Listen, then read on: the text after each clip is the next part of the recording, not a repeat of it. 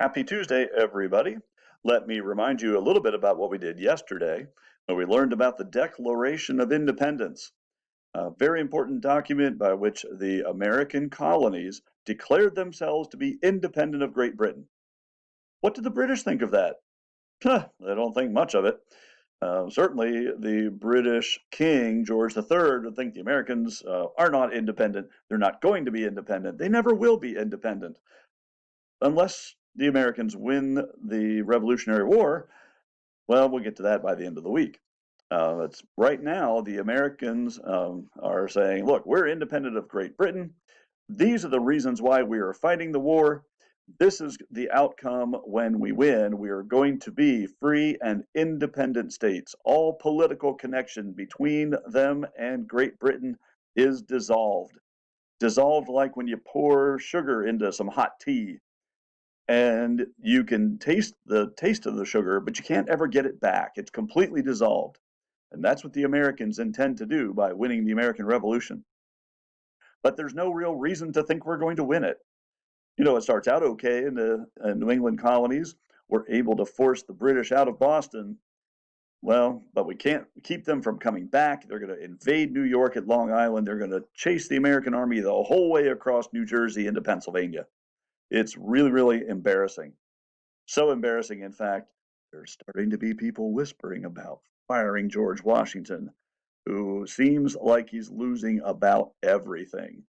He's lost New York. He's about to lose Philadelphia. All kinds of things aren't going right. There are some others who say we ought to replace George Washington with people like Horatio Gates or, well, a number of other people. Well, that's a story coming up for tomorrow. What we're going to do today is look at a desperation attempt by General George Washington to try to get a little bit of a victory, enough that will cheer his army up and keep them all from deserting.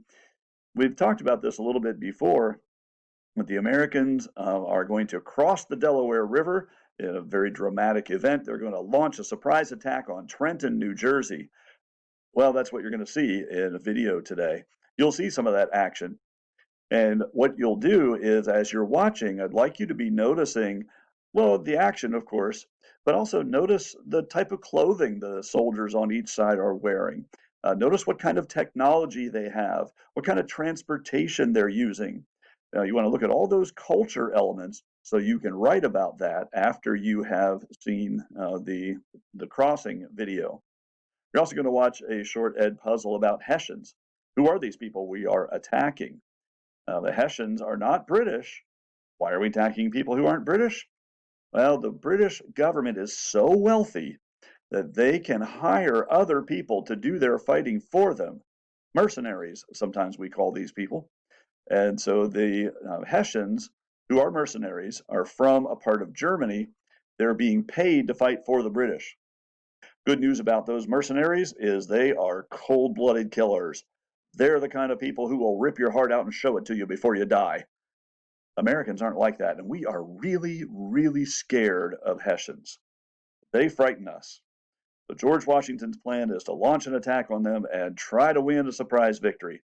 Some of his other commanders are like, no, this is the best way to destroy the army. This will never work. Well, you'll see in today's videos. All right, so you're going to watch a couple videos. You're going to write about some of the culture aspects.